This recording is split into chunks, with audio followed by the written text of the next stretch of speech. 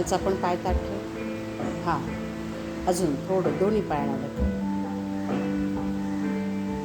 मी म्हणलं तसं बघा ना, मी हा बेंड केला तर हा सरळच होता. जर टाइम मी हा मागे केला तो सर हा लगेचच बेंड व्हायला लागला. हां म्हणजे एका वेळी दोन्ही स्ट्रेट नाही राहते. राहतात. विकनेस असेल तर नाही राहील, पण त्या मसल स्ट्रॉंग झाले की ॲटोमॅटिकली दोन्ही पाय ताठ राहतील. दाखवते तुला कसं. पण मला इथनं असं गरम ब्लड फ्लो, तो ब्लड फ्लो वाहत असतो. जिथे ब्लड फ्लो नाही आहे तिथे फ्लो नाही आहे. निसर्गाचा नियम आहे, जिथे फ्लो आहे ते फ्लो आहे. आपण म्हणतो ना, जिथे असं श्रिंक झाली आहे आपली त्वचा किंवा मसल किंवा ड्रायनेस आहे, डलनेस आहे, थांबलंय तिथं, जीवन थांबलंय. आणि आपल्या बॉडीमध्ये जर प्राणशक्ती म्हणून काही असेल तर ते ब्लड. आपल्या ब्लडमध्ये ॲक्च्युअल आपला जीव असतो.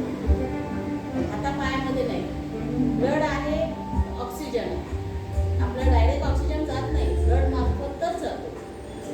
माध्यम आहे ब्लडमध्ये. म्हणून आपण म्हणतो ना की आता ऊर्जा आहे अंगामध्ये, खूप ताकद आहे, खूप स्ट्रेंथ आहे. म्हणजेच काय, ब्लड फ्लो छान. आता बघ, हा फोल्ड नाही आहे, हा पण फोल्ड नाही. याला फोल्ड केलाय, याला फोल्ड केलाय. हा पाय ताट आहे.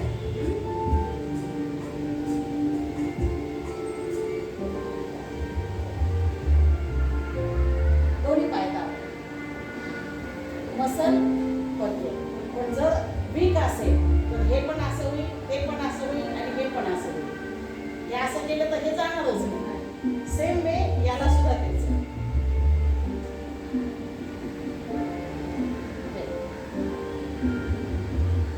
मसल स्ट्रॉंग असायला आणि ते डेली एक्सरसाइजनेच होतं. ते असं नाही की जादूची काही होत नाही. त्याला हिट करावं लागतं आपल्याला.